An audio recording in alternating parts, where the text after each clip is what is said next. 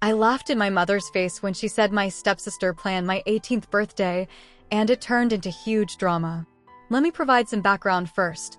My parents separated when I was 6 years old. They went their separate ways, but they had joint custody of me. Over the years, each of them built new lives. When I was 9, my mom married a man named James. He already had a daughter, Claire, who was 2 years older than me. On my dad's side, he got engaged to a wonderful woman, Margaret, when I was 8, and they married when I was 12. My relationship with Margaret is absolutely amazing. She has been more of a mother to me than my biological mom ever was. She helped raise me alongside my dad, showing genuine interest in my life and offering comfort and advice when I needed it most. We've bonded over shared interests and done countless activities together. Recently, Margaret and I even talked about her legally adopting me once I turn 18. For me, she's my true mom, and I want that to be official. In contrast, my relationship with my biological mother is almost non-existent. While I was obligated to spend time with her, we never formed a real connection. She always prioritized Claire, showering her with attention and affection, even though Claire already has her own mother. Whenever she included me in activities, it was only to do things Claire enjoyed. Eventually, I stopped accepting her invitations. I even asked my dad if I could skip my scheduled days with her because I was tired of being ignored or sidelined. I preferred staying home with my dad and Margaret, where I felt loved and seen. My dad tried to respect my feelings, but he also had to abide by the custody arrangements set by the court. When I was old enough to understand, he explained that my mom might retaliate legally if he didn't enforce the schedule. Once I knew that, I stopped asking to skip visits. I didn't want to cause him unnecessary trouble, even though I dreaded those visits. Now, let's fast forward to the present. In 2 weeks, I'll finally turn 18. Luckily, my birthday falls on the days I'm scheduled to be with my dad, so he, Margaret, and I started planning my celebration about a month ago. It's nothing extravagant, just a casual gathering at my favorite pizza place with family and friends. The venue has karaoke, which I love, so I'm really looking forward to it. Once we finalized the details, we sent out invitations to everyone, including my mom. Honestly, I didn't want her there, but I thought it would be the last time I'd need to involve her in anything. Once I turn 18, I'll no longer be bound by the custody arrangement. We sent out the invites 2 days ago and received almost all the RSVPs, except for my mom. I told my dad that if she didn't respond, it was fine by me. I wasn't planning to chase after her. But then, this afternoon, she called me, furious. She accused me of being childish and said I should have consulted her before making plans for my birthday. I was completely taken aback. I reminded her that I'd always plan my birthdays with my dad and Margaret, and most of the time, she didn't even remember them. Her sudden concern felt incredibly hypocritical. That's when she dropped the bombshell. Claire had already planned an entire birthday party for me, and now Claire was crying because I'd made my own plans. I was stunned. Claire and I have no relationship to speak of. She's always been spoiled and self-centered, and my mom has encouraged her behavior. Why on earth would Claire want to plan my birthday? It didn't make any sense. I asked my mom why Claire had done this without telling me. Did she seriously think I wouldn't make plans for such an important milestone? My mom said it was supposed to be a surprise. Apparently, she assumed that since I hadn't told her about my plans, I didn't have any. Then came the worst part. My mom started listing all the activities Claire had planned. Every single one of them was something Claire liked, not me. She had booked a seafood restaurant for lunch. Even though I can't stand fish, it makes me physically sick. She also arranged for horseback riding in the afternoon. I have nothing against horses, but being around such large animals makes me nervous. The day would end with a barbecue at my mom's house, a place I avoid whenever possible. To top it off, Claire had sent out invitations, but none of my friends, my dad's family, or Margaret's family were on the guest list. The party was packed with my mom's family, James's family, and Claire's friends. It was clear this wasn't a party for me. It was a party about Claire. I couldn't hold back anymore. I laughed in my mom's face and hung up. The whole situation was so absurd, I didn't know how else to react. Not long after, my dad came to talk to me. My mom had called him, furious that I'd laughed at her. At first, my dad seemed upset with me, saying that they were just trying to do something nice for me. But when I explained the details of the so-called party, his mood shifted completely. He simply said, "I need to make a phone call," and for the next 20 minutes, I could hear him yelling at my mom over the phone. Margaret later spoke to me about it. She wasn't angry, but she said I could have handled the situation more maturely. Instead of laughing and hanging up, I could have calmly explained why I was upset. Her words made me reflect on my behavior, and I do feel a bit guilty about how I handled things. So, was I the asshole for laughing? Maybe. But honestly, I doubt a calm conversation would have changed anything. Still, I wonder if I could have approached it differently. Wow, I didn't expect my original post to get this much attention. Thank you all for the kind wishes and the advice. It really means a lot to me. I've taken time to read every comment, and they helped me figure out how to handle the situation. First, I had a conversation with Margaret about my reaction to my mother. Margaret raised me with the belief that communication is essential, and she's always encouraged me to talk openly about my problems so I could work through them. I understand now where her comments about my behavior came from. At the same time, I explained my side of the story to her. I told her that the situation my mom described was so absurd that laughing felt like the only natural response. While my mom was talking, I honestly thought, is this some kind of joke? A bad prank? Is she making this all up? It was so outrageous that I couldn't take it seriously. Margaret said she understood my reaction, but she also wanted to emphasize that there will be times in my life when I won't be able to laugh and hang up the phone. She explained that she was more worried about how I handled the situation rather than the situation itself. Once we talked it through, we cleared the air, and I felt so much better. Next, I spoke with my dad about his phone call with my mom. According to him, my mom had excuses for everything. She claimed Claire was trying to do something nice and sisterly for me on my special day, that she wanted to share her love of horseback riding with me, and that she didn't think my issue with fish was a real problem, just a whim. She even said the restaurant they booked served the best seafood around. That last part was a blatant lie. When I was little, I actually threw up in front of my mom a couple of times because we were in places that smelled strongly of fish. She knows full well that it's a genuine issue for me. My dad didn't let her off the hook. He told her that nothing about the party was planned with me in mind. Claire had clearly organized it for herself, and what kind of birthday party is it if none of the important people in my life were even invited? My mom didn't have much of a response. Instead, she started ranting about how ungrateful and spoiled I am. That's when my dad told her to go to hell and hung up on her.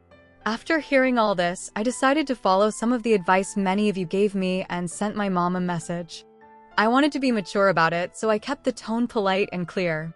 I apologized for laughing at her, explaining that what she said was so ridiculous that laughing was my immediate reaction.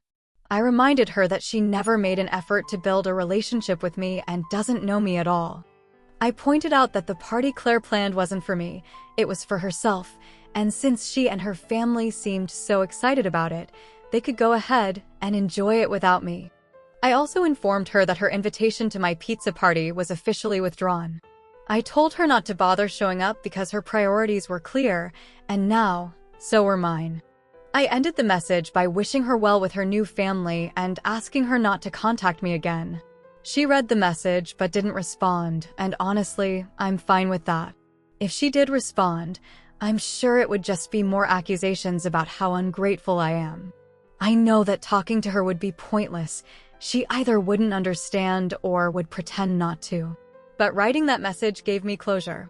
For the first time, I feel like I've drawn a firm line, and it's a relief. For those of you who asked how my mom thought she could throw me a surprise party when I wasn't even staying with her, my dad asked her the same thing. He also asked why she assumed he wouldn't plan something for my 18th birthday. Apparently, my dad took that personally, which made me laugh. My mom said the plan was for James to pick me up on my birthday, explain the situation to my dad and Margaret, and take me to her house under some pretense. Honestly, I don't see how that would have worked. I would have flat out refused to go to my mom's house if it wasn't one of her custody days. No excuse would have convinced me, and there's no way I'd leave Margaret and my dad on my birthday. The only person in this mess I don't blame is James. We never had a close relationship, but he was always polite to me when I stayed at their house. He even cleared out his study so I could have my own room. While we didn't develop a stepfather-stepdaughter bond, he tried to be kind, and I respect that. He probably believes the party is genuinely for me, though I doubt my mom gave him any details about what I actually like. Thankfully, I don't have anything left at my mom's house. All my belongings are permanently at my dad's. When I visited her, I would pack a small suitcase and bring it back afterward. I didn't trust leaving anything there, especially since Claire's friends and James's family often visited. I didn't want strangers going through my stuff. For now, I hope my mom respects my decision to go no contact and leaves me alone. After the holidays, I'd like to revisit the adoption conversation with Margaret. She seemed genuinely happy when we first talked about it, and it feels like the right step for us. Once again, thank you all for your kind words and advice. This experience has been challenging, but your insights have helped me grow and see things from different perspectives. While I know I still have a lot to learn, I feel like I've taken a step toward becoming more mature, and I'm proud of that. Since so many people were asking for an update, here I am. My birthday was yesterday, and we celebrated just as planned at the pizza place. We had a great time, surrounded by my favorite people, and it was everything I hoped it would be. For those wondering if my mom showed up to create drama, fortunately, nothing like that happened. However, it seems there was some drama on her end. A few days after I posted the first update, James called my dad. I wasn't around during the conversation, but my dad later filled me in on what happened. Apparently, my mom never told James about the argument between us or the fact that I wasn't going to attend the party Claire had planned. Instead, she lied to him, saying the plans had changed. She told James he didn't need to pick me up on my birthday because my dad would be driving me to her house instead. I honestly have no idea what she thought she'd achieve by lying like that. My mom's way of thinking has always been a mystery to me. James didn't realize anything was wrong until he happened to pick up my mom's phone and read the last message I had sent her. Confused and sensing that something wasn't adding up, he decided to call my dad to get the full story and find out if my dad really was planning to take me to their house. That's when my dad told him everything. He explained what had happened between my mom and me, why I had sent her that message, and why I wouldn't be attending the party. He also told James that my mom had outright lied to him about the situation. James's response was surprisingly kind. He apologized for how things had turned out, saying he genuinely thought the party was for me. He had no idea that Claire had planned the whole thing and that it was filled with activities I would never enjoy. He also assured my dad that he would take care of it and asked him to pass along his good wishes to me. A few hours later, my mom called me. I didn't answer. Instead, I blocked her number permanently. I had made it clear in my message that I didn't want her to contact me anymore, and I wasn't about to let her drag me into more of her drama. At the time, I didn't know exactly what had happened between her and James that prompted her to call me again after days of silence. But I had a pretty good guess. My mom doesn't work. She quit her job after I was born and never went back, so James is the one who finances everything in their household. If James said he'd take care of it, I figured that meant he would cancel the party or refuse to pay for it. That theory turned out to be spot on. Yesterday morning, I got the usual birthday messages from my aunt and grandmother, along with a generous sum of money as a gift. But this year, my grandmother added something extra to her message. She mentioned that she was sorry my party had been canceled, but said she understood the reason after James explained it to her. So, yes, James canceled everything and even told everyone why. I can only imagine how much that must have infuriated my mom, and honestly, I can't help but laugh a little. When my dad read my grandmother's message, he suggested that I invite her to our pizza party that evening. At first, I wasn't sure. As I mentioned in a comment on my previous post, my relationship with my grandmother isn't particularly close. But after thinking about it, I decided there was no harm in inviting her. She's still my grandmother, and it's not like she's ever been mean to me. I sent her a reply, extending the invitation, and to my surprise, she accepted. It actually turned out to be really nice having her there. She even joined me for karaoke, and we had a blast. We ended up staying at the pizzeria later than planned, so she spent the night at our house. This morning, she made us all breakfast, which was such a sweet gesture. I don't know if this marks the beginning of a closer relationship with her, but for now, I'm content. It's a wonderful feeling to finally have a grandmother in my life, even if it took 18 years to get here. To everyone who offered advice, support, and even private birthday greetings over the past few days, thank you so much. I'm sorry I couldn't respond to every message, but please know that your kindness truly warmed my heart. That's when my dad told him everything. He explained what had happened between my mom and me, why I had sent her that message, and why I wouldn't be attending the party. He also told James that my mom had outright lied to him about the situation. James's response was surprisingly kind. He apologized for how things had turned out, saying he genuinely thought the party was for me. He had no idea that Claire had planned the whole thing and that it was filled with activities I would never enjoy. He also assured my dad that he would take care of it and asked him to pass along his good wishes to me. A few hours later, my mom called me. I didn't answer. Instead, I blocked her number permanently. I had made it clear in my message that I didn't want her to contact me anymore, and I wasn't about to let her drag me into more of her drama. At the time, I didn't know exactly what had happened between her and James that prompted her to call me again after days of silence. But I had a pretty good guess. My mom doesn't work. She quit her job after I was born and never went back, so James is the one who finances everything in their household. If James said he'd take care of it, I figured that meant he would cancel the party or refuse to pay for it. That theory turned out to be spot on. Yesterday morning, I got the usual birthday messages from my aunt and grandmother, along with a generous sum of money as a gift. But this year, my grandmother added something extra to her message. She mentioned that she was sorry my party had been canceled, but said she understood the reason after James explained it to her. So, yes, James canceled everything and even told everyone why. I can only imagine how much that must have infuriated my mom, and honestly, I can't help but laugh a little. When my dad read my grandmother's message, he suggested that I invite her to our pizza party that evening. At first, I wasn't sure. As I mentioned in a comment on my previous post, my relationship with my grandmother isn't particularly close. But after thinking about it, I decided there was no harm in inviting her. She's still my grandmother, and it's not like she's ever been mean to me. I sent her a reply, extending the invitation, and to my surprise, she accepted. It actually turned out to be really nice having her there. She even joined me for karaoke, and we had a blast.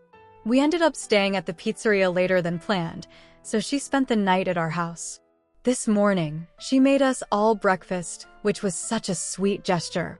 I don't know if this marks the beginning of a closer relationship with her, but for now, I'm content. It's a wonderful feeling to finally have a grandmother in my life, even if it took 18 years to get here. To everyone who offered advice, support, and even private birthday greetings over the past few days, thank you so much. I'm sorry I couldn't respond to every message, but please know that your kindness truly warmed my heart. Now on to the next story, story 2. ATA for taking my daughter's phone away for exposing my dirty laundry to her friends in a group chat. I'm a 50-year-old woman, recently divorced after 27 years of marriage. My ex-husband left me for his pregnant mistress, ending what was a deeply abusive and controlling relationship. I have 2 daughters, one is 26 and lives abroad, while the other is 17 and still at home with me. Throughout my marriage, my ex-husband was physically and verbally abusive. The physical abuse escalated in my mid-20s and reached its peak during my early 30s. He was controlling to the point of forbidding me to work or further my education, calling it undermining the family. If I tried to leave, he'd track me down, alternating between apologies and threats. He even involved our church bishop, who sided with him. The worst incidents included him going through the trash and finding evidence of my attempts to better myself, like a community college pamphlet, which sent him into such a rage that I almost ended up in the hospital. He'd call multiple times a day when he was at work, and missing a call could lead to accusations of cheating or job hunting, often followed by violence. By my mid-30s, the physical abuse lessened, but the verbal abuse and emotional manipulation didn't stop. Over time, I became a shell of myself, empty, numb, and broken. By our late 40s, he began ignoring me entirely, calling me dumb and boring. He ultimately left me for his mistress, who later accused him of physical abuse as well.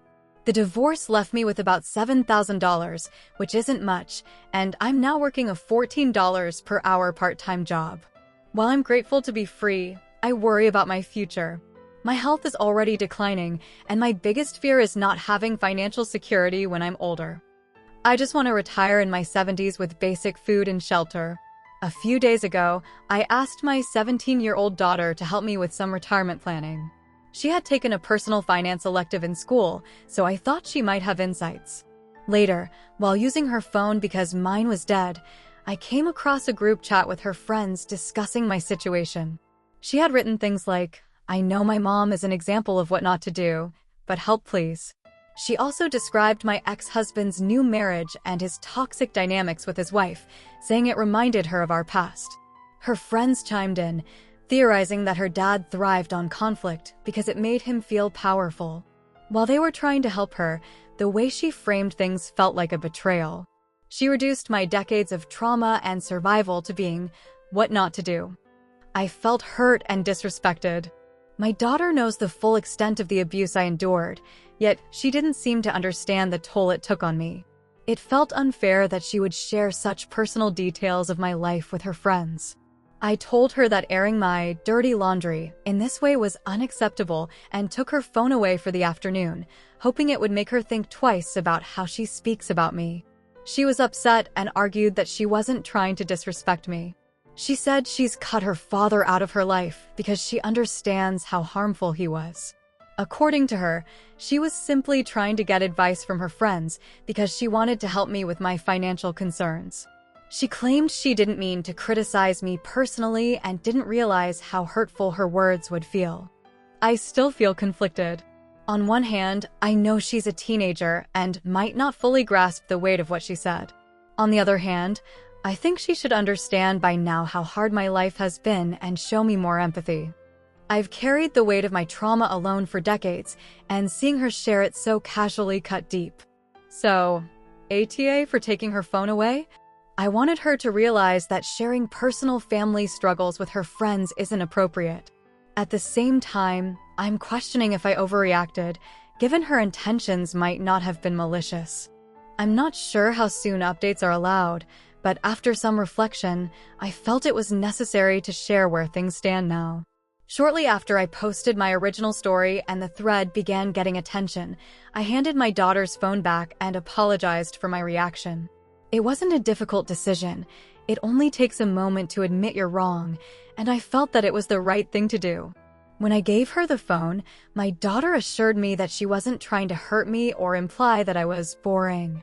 She explained that she simply believes her father has a pattern of rewarding bad behavior while disregarding goodness or kindness. She thinks that if I had been more confrontational, maybe even deceitful or rebellious, he might have found that more interesting and worthy of his love. It broke my heart to hear her say that, but it also made me realize how much pain and confusion she has carried from witnessing our dysfunctional family dynamic. I know the discussion in my original post focused on the incident with my daughter, but in hindsight, I think that post was also a way for me to cry out for help. I've been trying to come to terms with how far behind I feel in life. The last time I worked consistently was when I was 19 years old, managing the register and doing small tasks for a family friend who owned a local store. After I married my ex-husband, I briefly helped his father in his office, where I wrote checks by hand for vendors one afternoon.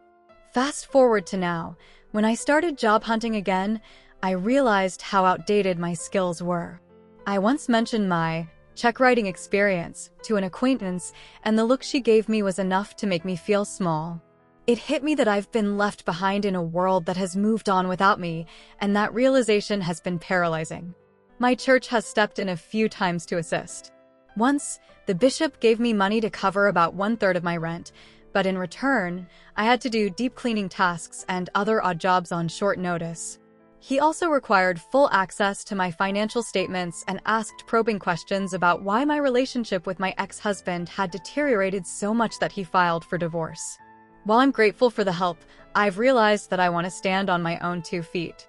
I don't want to rely on others, especially when that help comes with strings attached. Health issues have added another layer of difficulty. Recently, I was treated for 2 STDs, one bacterial and another viral, which I'll have to manage for the rest of my life. On top of that, arthritis has caused significant swelling in my joints. While I'm able to manage my current part-time job, I worry about how long I'll be physically capable of doing even that.